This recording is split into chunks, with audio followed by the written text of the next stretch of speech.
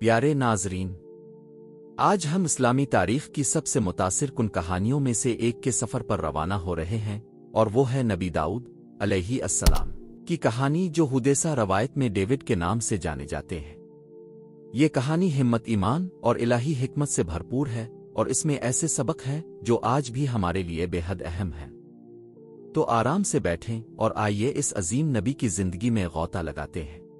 نبی داؤد کی کہانی کو سمجھنے کے لیے ہمیں سب سے پہلے ان کے زمانے کے پس منظر کو دیکھنا ہوگا۔ بنی اسرائیل کو بہت سی آزمائشوں اور مصیبتوں کا سامنا تھا۔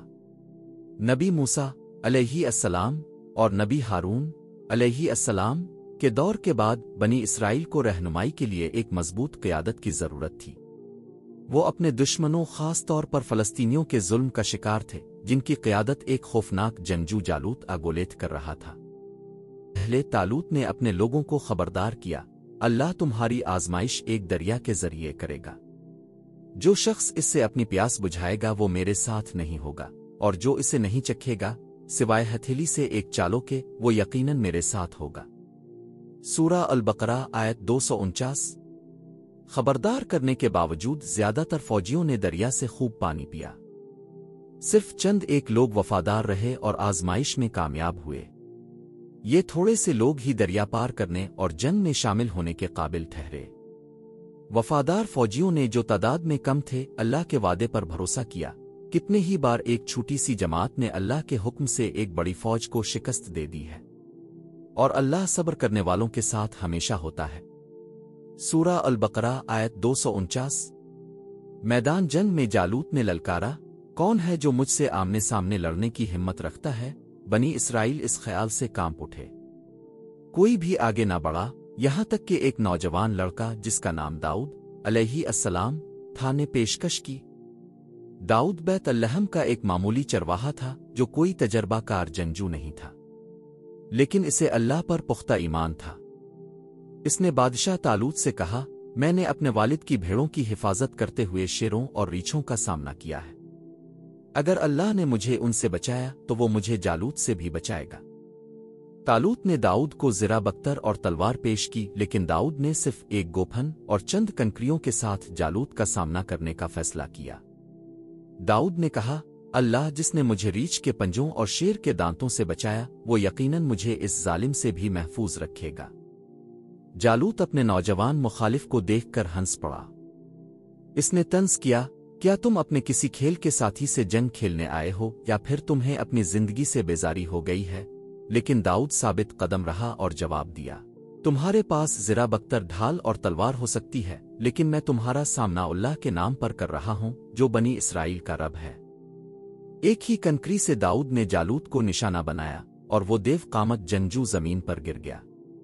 بنی اسرائیل داؤد کی ہمت سے متاثر ہو کر آگے بڑھے اور جالوت کی فوج کو شکست دے دی۔ فتح ان کی ہوئی اور داؤد راتوں رات ہیرو بن گیا۔ معجزاتی فتح کے بعد داؤد نے اللہ کی تسبیح اور غور و فکر کے لیے صحرا میں تنہائی اختیار کی۔ یہیں پر اللہ نے انہیں نبوت کا عطیہ دیا اور زبور، جسے سامز بھی کہا جاتا ہے، نازل کی۔ اللہ نے داؤد کو بہت سے معجزات عطا کیے۔ جب وہ زبور کی آیات گاتے تو پہاڑ، پرندے اور درخت بھی ان کے ساتھ اللہ کی تسبیح میں مشغول ہو جاتے۔ انہیں لوہے کو اپنے ہاتھوں سے موڑنے اور ڈھالنے کی صلاحیت بھی دی گئی، جس سے وہ اپنے لوگوں کے لیے زرہ بختر اور اوزار تیار کرتے تھے۔ کچھ سالوں بعد داؤد بنی اسرائیل کے بادشاہ بن گئے۔ انہوں نے انصاف، عاجزی اور حکمت کے ساتھ حکومت کی اور اپنی سلطنت میں امن اور خوشحالی کو یقینی بنایا۔ بادشاہ ہونے کے باوجود داؤد اللہ کے فرمانبردار عبادت گزار رہے اور اپنا دن بادشاہ اور نبی کی ذمہ داریوں کے درمیان تقسیم کرتے تھے۔ بادشاہ ہونے کے باوجود داؤد اپنی آمدنی کے لیے سلطنت پر انحصار نہیں کرتے تھے۔ وہ ہتھیار بنانے اور بیچ کر اپنی روزی کماتے تھے، جس سے انہوں نے خود انحصاری اور عاجزی کی ایک بہترین مثال قائم کی۔ ایک دن جب داؤد اپنے ذاتی کمرے میں نماز پڑھ رہے تھے، دو آدمی دیوار پھلانگ کر ان کے کمرے میں داخل ہوئے اور فیصلہ کرانے کی درخواست کی۔ انہوں نے ایک مقدمہ پیش کیا۔ ایک شخص کے پاس 99 بھیڑیں تھیں، جبکہ دوسرے کے پاس صرف ایک تھی۔ امیر آدمی نے غریب آدمی کی بھیڑ کا مطالبہ کیا، یہ کہتے ہوئے کہ یہ حقنا اس کی ہے۔ داؤد نے دوسرے فریق کی بات مکمل طور پر سنے بغیر غریب آدمی کے حق میں فیصلہ دے دیا۔ لیکن جلد ہی انہیں احساس ہوا کہ انہوں نے جلدی بازی سے کام لیا ہے۔ یہ اللہ کی طرف سے ایک آزمائش تھی جو داؤد کو صبر اور مکمل غور و فکر کے ساتھ فیصلہ کرنے کی اہمیت کی یاد دلا رہی تھی۔ ندامت سے بھرے ہوئے داؤد نے اللہ کے سامنے سجدہ کیا اور بخشش مانگی۔ یہ واقعہ ہمیں ایک اہم سبق دیتا ہے، ہمیشہ حق کو تلاش کریں اور جلد بازی میں فیصلے کرنے سے گریز کریں۔ اللہ نے داؤد کو ایک عقلمند اور ذہین بیٹے سلیمان علیہ السلام سے نوازا۔ بچپن ہی سے سلیمان نے حیرت انگیز حکمت کا مظاہرہ کیا۔ ایک دن اپنے والد کے ساتھ جھگڑوں کو حل کرنے میں مدد کرتے ہوئے سلیمان نے ایک ایسا حل پیش کیا جس نے سب کو حیران کر دیا۔ اپنے بیٹے کی ذہانت سے متاثر ہو کر داؤد نے کہا، یہ فیصلہ دانشمندانہ ہے۔ اللہ کا شکر ہے جس نے تمہیں حکمت عطا کی۔ تم واقعی سلیمان حکیم ہو۔ نبی داؤد علیہ السلام نے اپنی زندگی کے آخری سانس تک اللہ کی عبادت میں گزار دی۔ جب ان کا انتقال ہوا تو ہزاروں لوگ ان کی موت پر غمزدہ ہوئے، جن میں 4000 پادری بھی شامل تھے۔ ان کے جنازے کے دن سورج بہت تیز چمک رہا تھا۔ سلیمان، جنہیں جانوروں سے بات کرنے کی صلاحیت حاصل تھی، نے پرندوں کو بلایا تاکہ وہ سوگواروں کو سایہ فراہم کرے، یہاں تک کہ داؤد کو آرام سے دفنایا جا سکے۔